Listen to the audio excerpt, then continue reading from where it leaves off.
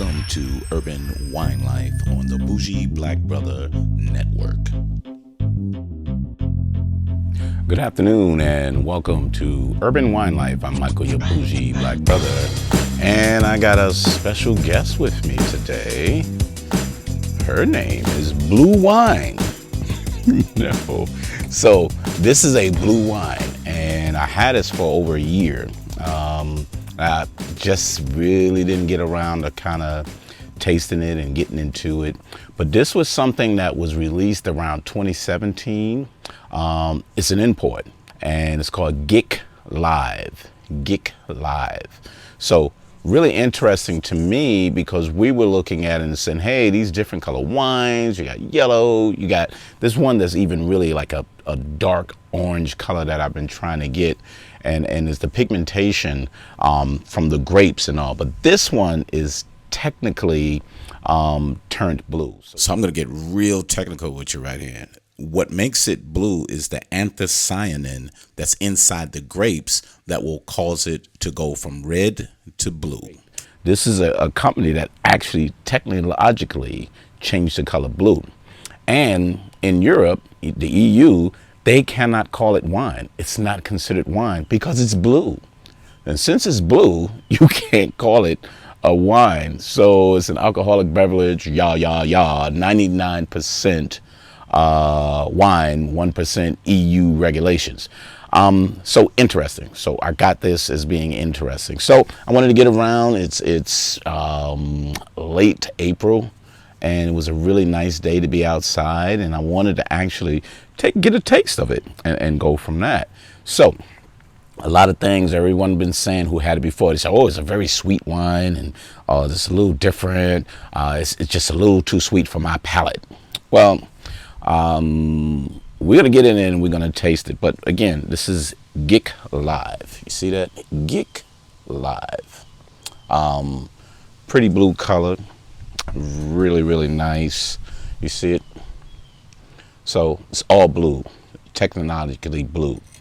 So one of the questions I always ask is, what grape is this coming from? Because if I'm getting these flavors, I can kind of determine what grape is it coming from, possibly what region, and so on and so forth. So what they did, what GIK Live has done, they coordinated from, I think this is the Basque Institute, and they took grapes from Spain as well as France, got it mixed, and technologically made it into a blue wine. So there's an unknown grapes that's inside of here.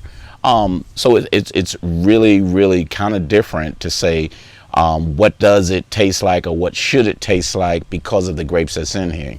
So the one thing they wanted to do, and if you go to their website, GIK Live, I think EU or GIKLive.com. I should have it right here. GIKLive.com. To be exact, GIKLive.com. You can see it. It's showing as like 37 EU per bottle, but they only want you to buy 3 bottles at a time to get it actually imported or exported out. So and going from that. So let's get into this. First time I'd open it up. So I have no you know what, let me tell you what it tastes like before this. I don't even have that. And big up to a couple of people I wanted to make sure I made this for too. Chrissy, my Instagram friend wine, I told her I was going to do a blue wine. Got you covered from that. Erica from Facebook. Erica, I finally popped it open. Let me give you a taste on that. And Marsha, my little daughter from that. Blue wine, I still got it. And here we go. So let's get a whiff of this. So, got a candy smell. Kind of candy smell. More so like grape candy. Almost chewing gum. Yeah, a little grape chewing gum, you know, old school type chewing gum, you know, the big one, you blow bubbles with that, something like that. So that's the kind of whiff that I have. So let's get a taste.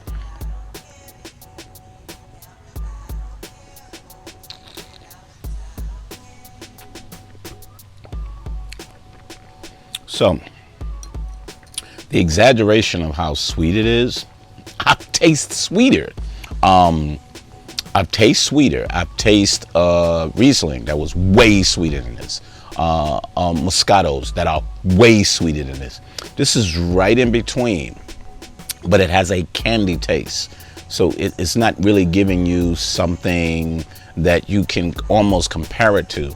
I'm trying to get it to as close as possible because it has no qualities of a Riesling. It has slightly, even Moscato really gives you an even alcohol-based sweetness on that. A Chenin Blanc, it's not giving me anything in that way. So this is unique. They made something unique, but it has a almost cocktail candy feel. So this is one of those wines that you break open and you partying with and say, hey, ladies, guy over there, if you're gonna drink with us, you can drink with us too.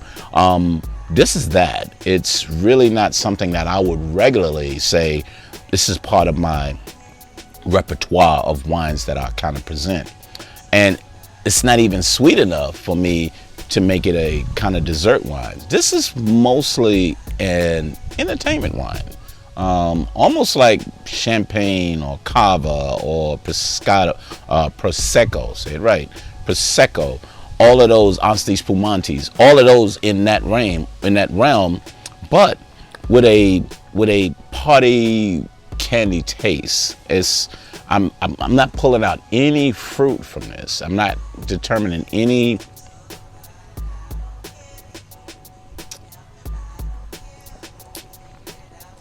not really. And I don't take it as too sweet either. I don't have it as too sweet. So, kind of different.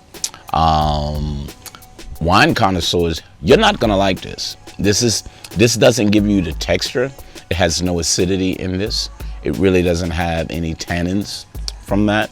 Even though I left it for a year, if it was sweet, then it would have went down, but it still would have had some qualities that you would say, here you go, and you can pull out of this. It's almost like they said, is technologically manufactured wine. And, you know, when you make these, you know, wine coolers or anything like that, it was sort of like, we're going to make a wine like that. So really interesting. Is it a second buy for me? No, I really want to do this almost as a presentation wine. You know, if I'm presenting to people and say, hey, guess what I got in here? It's going to be a little on the sweeter side. Here's some hors d'oeuvres. Here's a fruit salad. And then you can have it with that. Hey, got some fruit salad right here. Let me break open the blue. You know what I mean? Something like that. I don't think this is that kind of wine that you can really set aside with other wines. And since you can't do that and you're a wine drinker, this will be a really different kind of wine. But try it for yourself. I may need to get a fresh bottle. As soon as I get it over, pop it open, see what it is. Because, you know, remember, if you sit it long enough, a lot of stuff comes out of this. You know, that it flavors and everything takes away. But no acidity, no tannins whatsoever. It says it's 11.5 alcohol. Probably a sneak up on me, so I need to be careful with that. But I'm Michael, your bougie black brother. See me every Friday for our wine review. I'm trying to get the next, if you've been watching, I'm trying to get the next wine subscription or wine club. I'm thinking about Wink, W-I-N-C, or whatever you want to call it. And it's another one too. I already did 2, but I want to do between 4 and 5. But I think that's a good one because I had it before and I really, really enjoyed it. So that's coming up as well. And you can see I'm drinking some of the other wines from the wine subscription. But urbanwinelife.com, go to the website, got that set up, looking good from there. Urban Wine Life on YouTube. No, on YouTube is Bougie Black Brother Network, and you see it on the playlist. But Twitter, Urban Wine Life, and Instagram, Bougie Black Bro. Thank you very much, and we'll see you next time on Urban